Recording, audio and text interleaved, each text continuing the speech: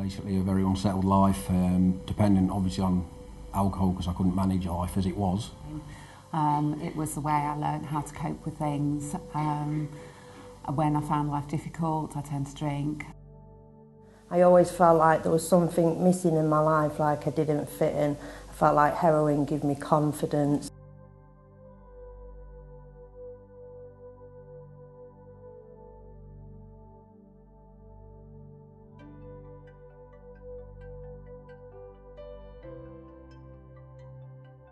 Key to tackling drugs and alcohol addiction in Staffordshire is the third sector.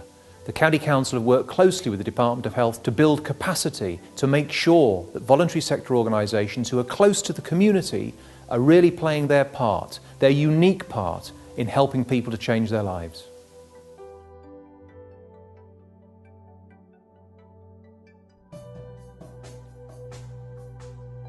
We're a drug and alcohol rehabilitation centre and we provide a seamless service from detoxification through to abstinence-based rehabilitation, providing a residential setting for individuals who've had drug and alcohol dependency.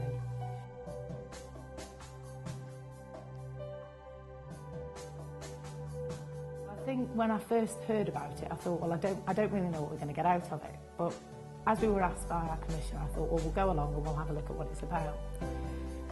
The first few meetings, again, I couldn't really see things fitting together. I couldn't see how it was going to work, especially when we did the reviews, because the majority of people were saying, well, everything's good, everything's working for me. But then as things started to unfold and we started to look at, when we were grouping things together, one of the key things that stood out, and I have to say more so from the service users than from myself as a staff member, was that outside interests were important to them.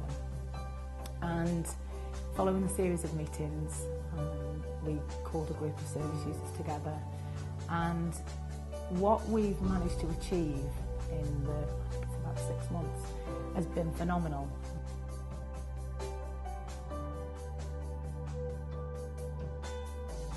My name's Mel, I'm 39 years old, I'm a recovering heroin addict. I first started taking heroin when I went to prison at age 15.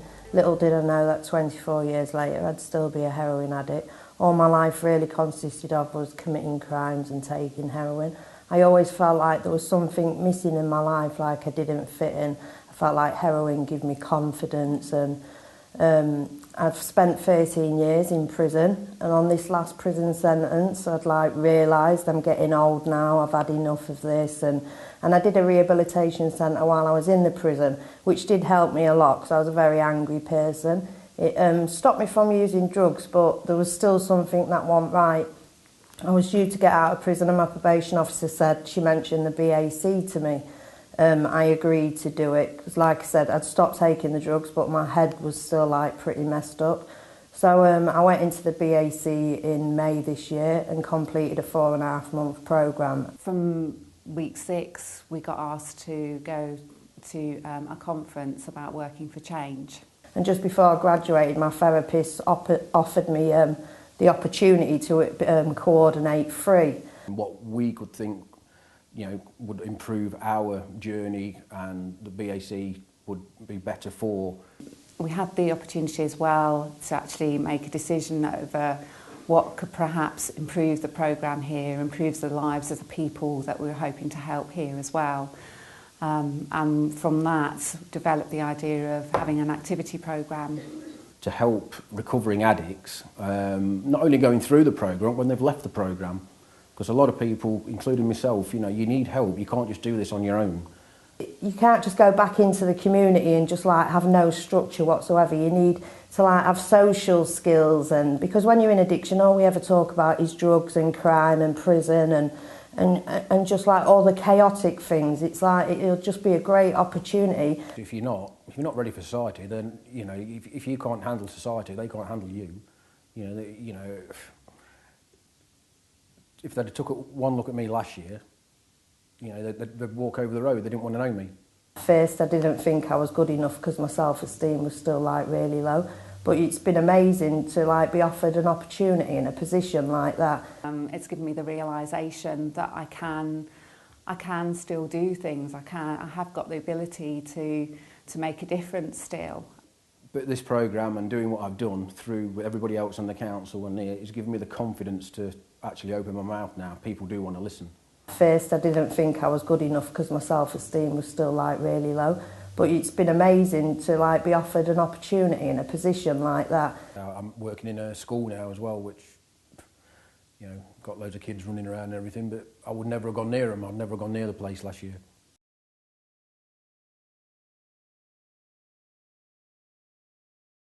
While they're in the house, what we're hoping to do is to have some activities in-house. So while they're residential, then they can start being introduced to things before they actually leave the programme, so that hopefully they're keen enough to sort of continue once they've left the programme and come back.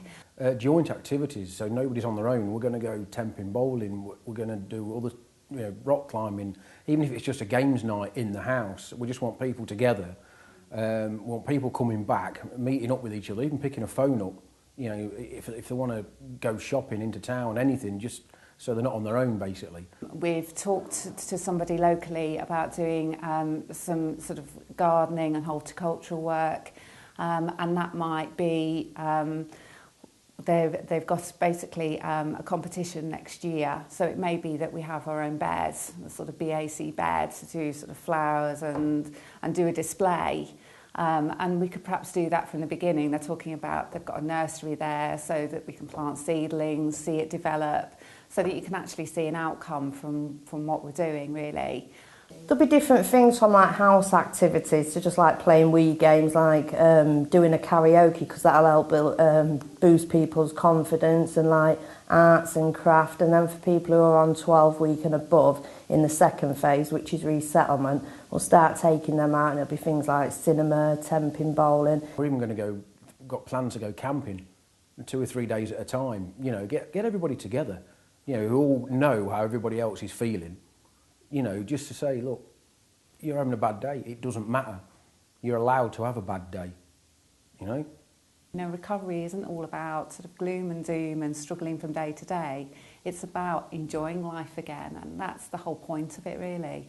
They've produced a directory, they've produced forms for volunteering, and I think what it's given us is the opportunity to add an addition to our service, and it's something that I certainly see continuing for longer term, really.